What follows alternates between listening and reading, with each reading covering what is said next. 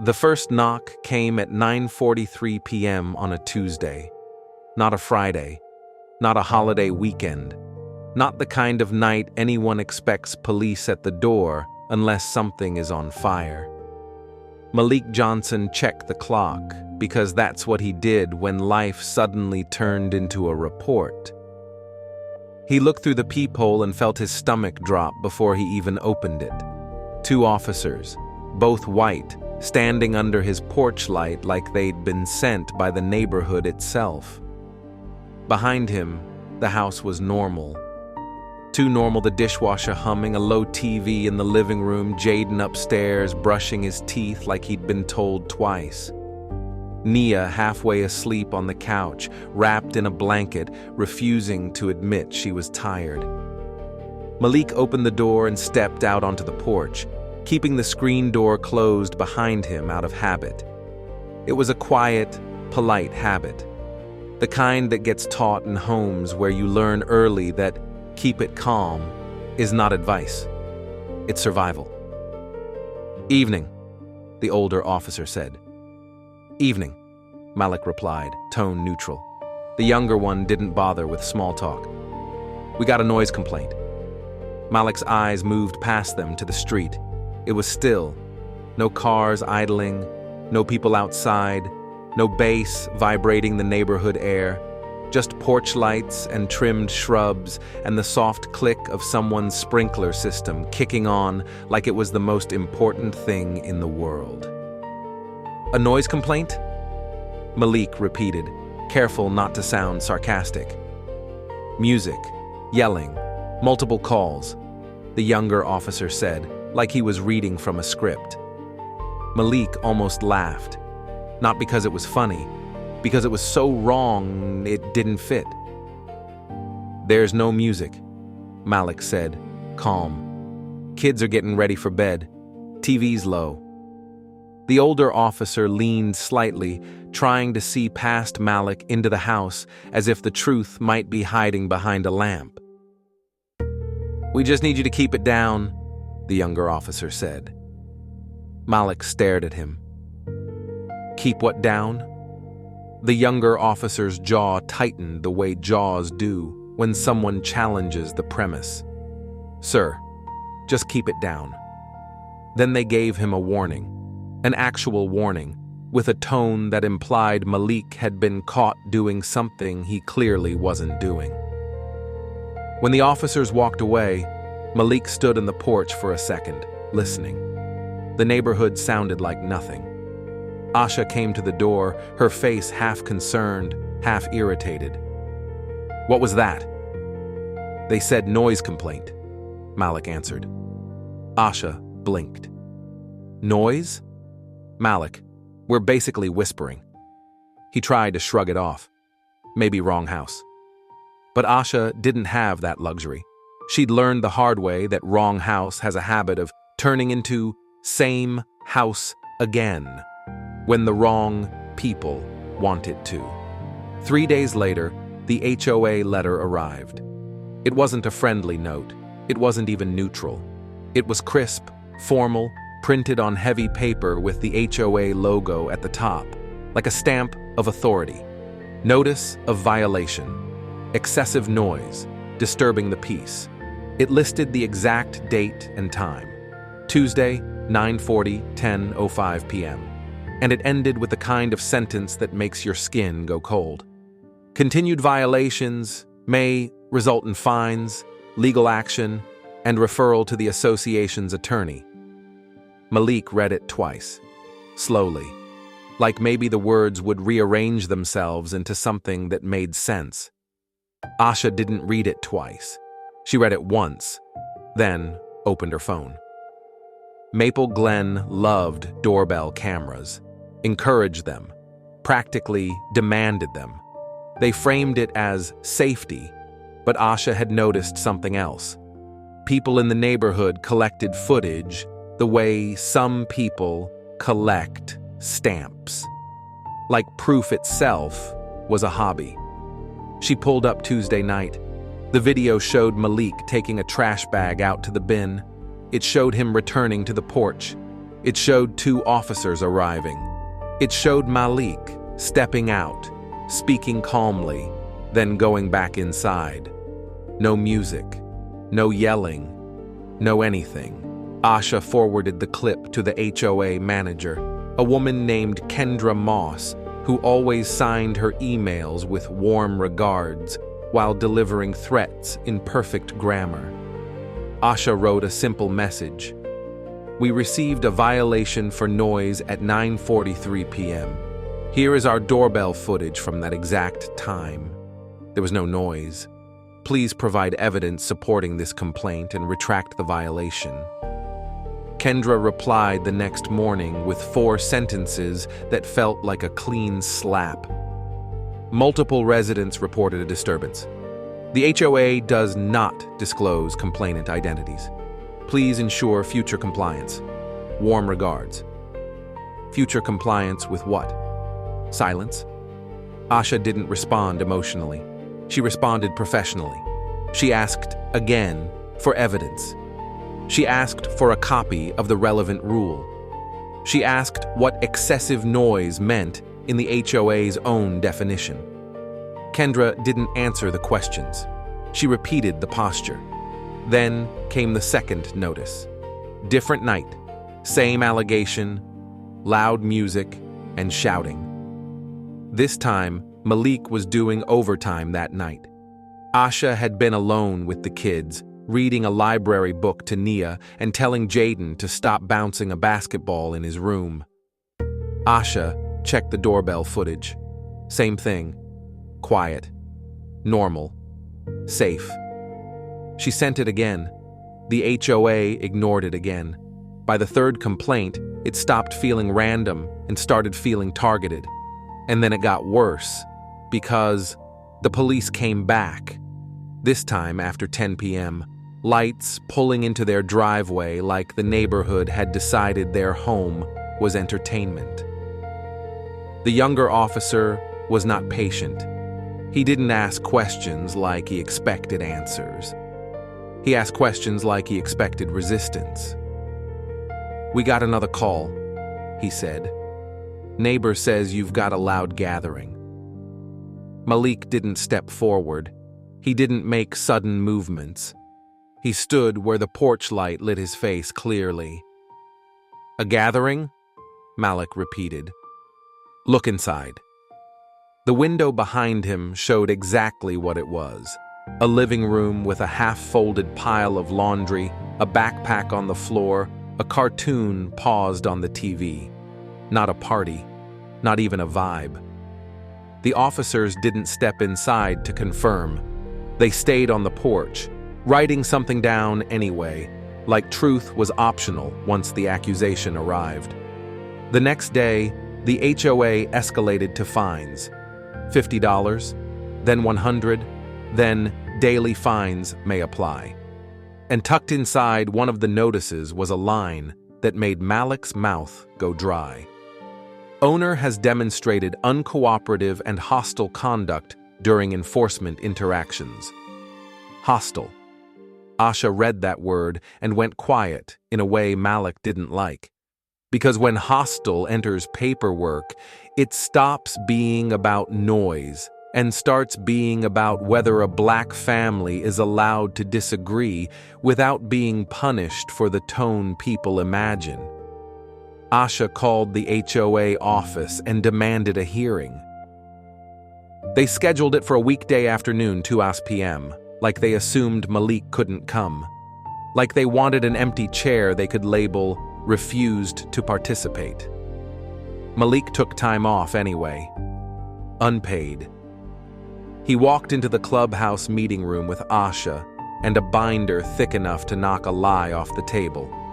Doorbell clips, time-stamped phone videos, screenshots showing the kids asleep during alleged party hours.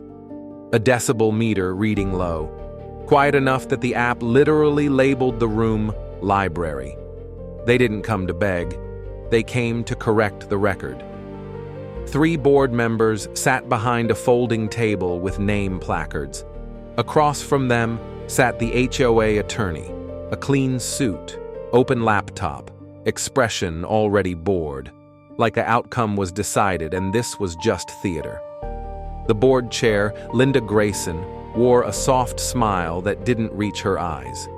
White, late 50s, perfect hair, posture of someone who believed she ran the neighborhood because the neighborhood needed someone like her. Asha presented the footage, calmly, clearly. Linda nodded politely, then said, "We have multiple complaints." Malik asked for the evidence behind the complaints. Linda's smile tightened.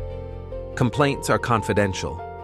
Asha asked how the HOA could issue fines without proof when the Johnsons had provided video disproving the claims. The attorney leaned forward with a smooth voice. "The association relies on reasonable belief based on reports from residents." Reasonable belief. The kind of phrase that sounds lawful until you realize it can be used to punish anyone if enough people agree to say the same thing. Asha asked one more time, quietly, "What are we supposed to comply with if you won't show evidence?" Linda tilted her head, like she was talking to a child who wasn't listening. "Perhaps," she said, "this community may not be the best fit for your family." There it was, not loud, not explicit, but clear. Maybe you don't belong here. On the drive home, Jaden asked from the back seat, "Are we moving?" He tried to make it sound casual, but his voice cracked just enough to give him away. Asha stared out the window, jaw tight. Malik answered gently, "No, not because somebody says so." But that night, when the kids were asleep, Malik sat at the kitchen table and looked at the fines again. It wasn't the money. It was the direction. The feeling that rules were being used like a rope, slowly tightening, trying to pull them out of their own home. He typed HOA, Selective Enforcement Attorney, into his laptop and didn't stop until he found someone who sounded like she'd done this before. Vanessa Carter, civil rights and housing disputes, courtroom experience, a reputation for being polite right up until she wasn't. Vanessa came to their house on a Saturday and watched the footage without blinking. She read every notice. She highlighted the word hostile like it was a smoking gun. Then she asked a question that made Asha swallow. "Do you know who's making the complaints?" Asha shook her head. "They won't say. Confidential." Vanessa nodded like she'd expected that. "Okay, then we don't ask nicely anymore." She filed a petition to halt the fines and prevent further enforcement while the dispute was investigated. She demanded the HOA produce its complaint records, enforcement history, and internal communications about the Johnsons. The HOA responded with confidence. Too much confidence. They produced a clean packet of documents with redactions that looked strategic, names blocked out, dates that didn't align, summaries instead of originals.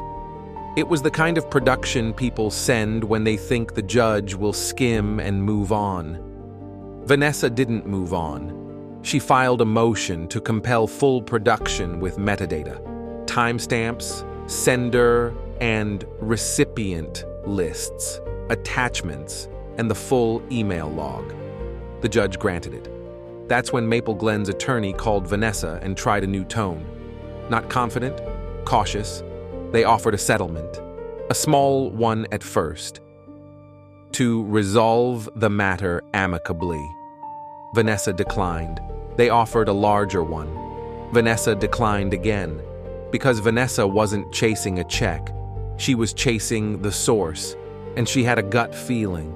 Nobody was calling the police over noise this consistently unless there was coordination. The day the HOA produced the email log, their attorney showed up with a hard drive and the facial expression of a man who'd discovered his client had been storing gasoline next to a match. In court, The judge ordered the parties to proceed through the production. Vanessa asked the clerk to display key exhibits on the courtroom monitor. The HOA attorney objected. Relevance. The judge looked over his glasses. It's relevant if it explains the enforcement pattern. Proceed. Vanessa didn't start with the worst message. She started with the first crack. An email thread between Linda Grayson and Kendra Moss, months before the first police visit. Linda wrote, "New family on Willow. They've got a lot of activity." Kendra replied, "They moved in last week." Linda responded, "We need to stay on top of standards early." Standards, a clean word, a word that can mean anything in the mouth of someone who wants control. Vanessa let the judge read it. Then she pulled up a second thread, this one between Linda and a board member named Frank Hollis. Frank wrote, "They're out front a lot. Kids running, visitors." Linda replied, "Keep notes. If it gets loud, call it in." Then came the attachment, a spreadsheet titled Noise Log, Willow House. Vanessa clicked it open. Columns, date, time, caller, complaint description, police report number, HOA action.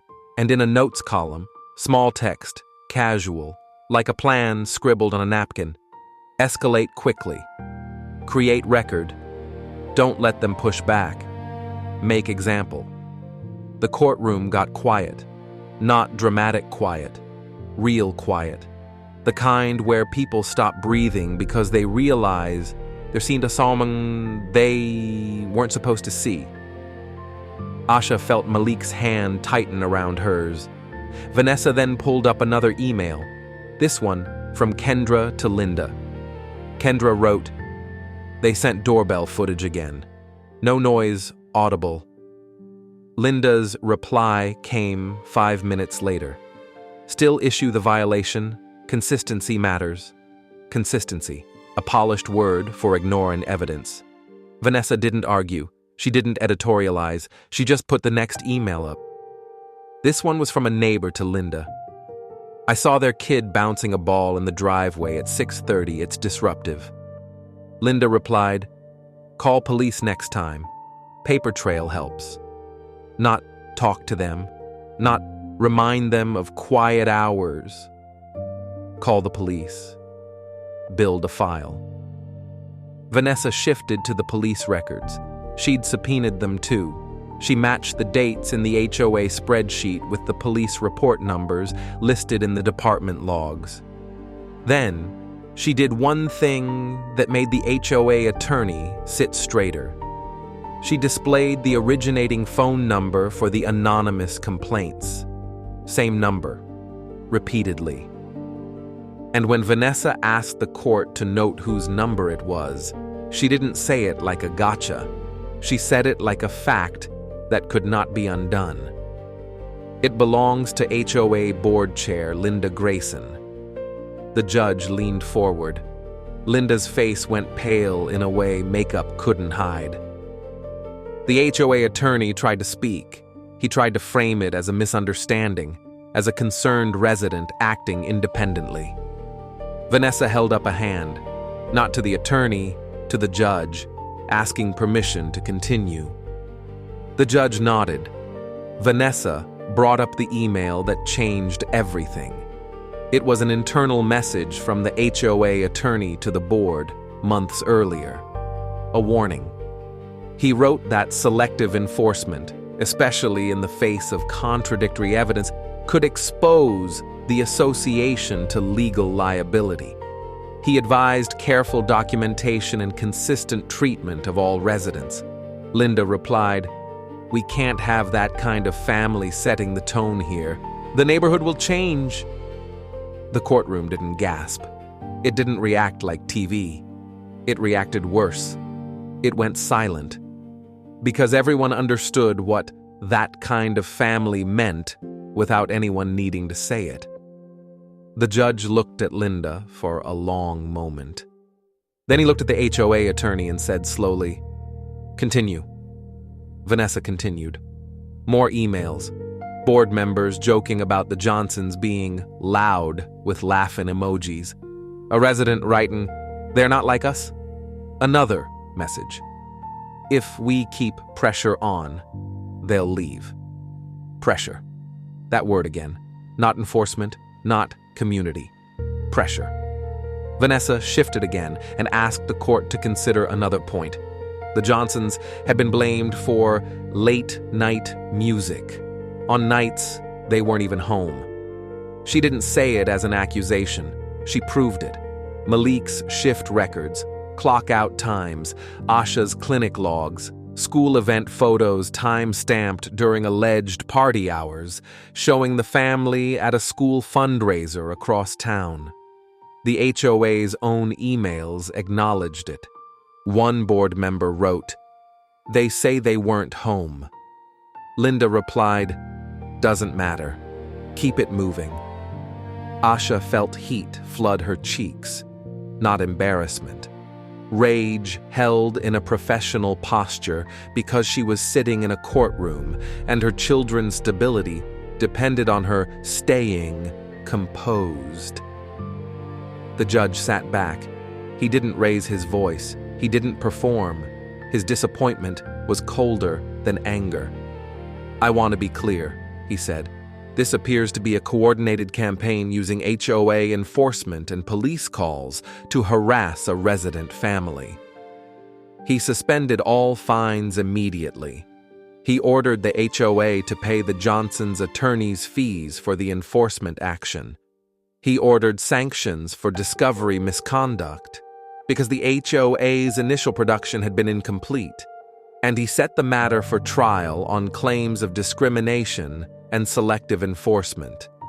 But the email log wasn't finished, because once the case gained momentum, something happened that nobody in Maple Glen expected. The neighborhood started talking to itself. Not gossip, not rumors, confessions.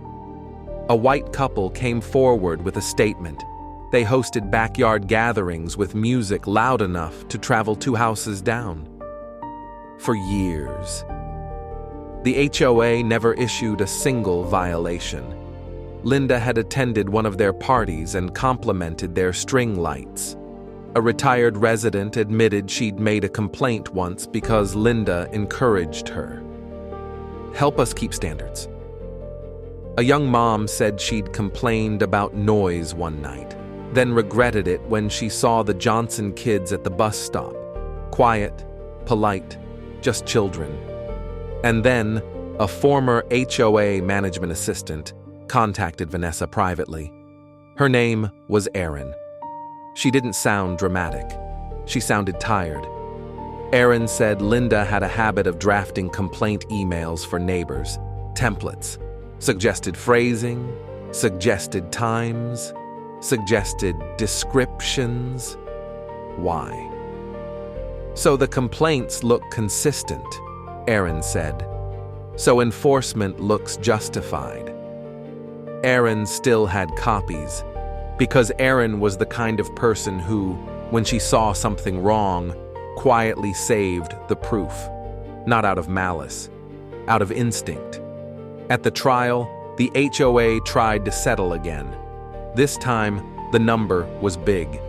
They wanted the Johnsons to take the money and sign a confidentiality clause. A gag order. The neighborhood's favorite tool, bury the truth and call it resolution. Malik and Asha sat at their kitchen table that night with the offer printed out, pages spread like a decision they didn't ask to make. Jaden's backpack sat by the door. Nia's crayons were on the counter. Normal life still trying to exist inside a war they never volunteered for. Malik stared at the settlement number. Then he stared at the confidentiality clause. Asha said it first, voice low. "If we sign this, they'll do it to somebody else." Malik nodded. "They'll just pick a new family." They rejected it. The second settlement offer removed some language, but kept the gag clause. They rejected that too. Vanessa didn't pressure them either way. She just said, "If you want to finish it, we can finish it. But know what finishing it means." Finishing it meant depositions. It meant sitting across from Linda Grayson while Linda tried to explain why her phone number appeared as the source of multiple police calls. It meant hearing the HOA attorney admit he'd warned the board and they ignored him. It meant Aaron testifying under oath about the templates. It meant dragging the truth into daylight and letting it burn whatever it needed to burn. Malik and Asha chose daylight. The deposition of Linda Grayson was brutal in the quietest way. Linda tried to play confused. She claimed she called police as a resident, not as an HOA official. Vanessa asked her why she logged the police report numbers into an HOA spreadsheet titled Noise Strategy. Linda said she didn't recall. Vanessa asked her why she told neighbors to call it in to create documentation. Linda said she was concerned about safety. Vanessa asked her why she wrote, "We can't have that kind of family setting the tone here." Linda's attorney objected. He claimed it was taken out of context. Vanessa read the entire email chain into the record. The context made it worse. At trial, the judge didn't need drama. He needed clarity. And clarity arrived in the form of the HOA's own words, delivered with timestamps and metadata. The court found the HOA liable for discriminatory selective enforcement. The Johnsons were awarded damages. The HOA was ordered to overhaul enforcement policies, including independent review of complaints and restrictions on board members initiating enforcement actions without verification. The judge ordered the HOA to establish an appeals process that required evidence, not gossip. And the HOA was required to undergo fair housing training, not the cute kind, the formal kind, documented and enforceable. The neighborhood reacted the way neighborhoods react when they've been forced to see themselves. Some residents were angry at the HOA. Some were angry at the Johnsons for making it a thing. Some tried to pretend it had all been a misunderstanding. But Maple Glen couldn't unsee the email log, because it wasn't one ugly sentence. It was a pattern, a plan, a system. Linda Grayson resigned before the community could vote her out, but the board held a special election anyway, and the neighborhood, finally embarrassed enough to act, chose new members who weren't interested in running Maple Glen like a private club. Asha didn't feel triumphant. She felt tired. Malik didn't feel victorious. He felt protective. The day after the final order, Malik stood on the porch at 10:15 p.m. and listened. The neighborhood sounded the same as it always had. Quiet. Still. Empty. But now the quiet felt different. Now it felt like his. Asha came out with 2 glasses of water and leaned into him. She didn't say much. She didn't need to. Jaden cracked the door and asked the question one last time, like he couldn't fully believe it, until he heard the answer again. "We're not moving, right?" Malik looked at his son, 11 years old, trying to act grown, still a kid who deserved to feel safe in his own home. "We're not leaving," Malik said. Asha added softly, "This is our house." Jaden nodded.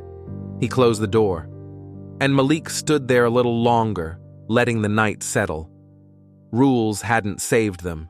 Silence hadn't saved them. Being polite hadn't saved them. What saved them was evidence, and a judge who didn't let community standards hide a coordinated campaign. Maple Glen had tried to write a story about them, loud, disruptive, hostile, not a fit. But in court, the HOA's own email log told the real story instead. And once that story got read out loud, It wasn't the Johnson family who had to worry about whether they belonged. It was everybody who'd tried to push them out.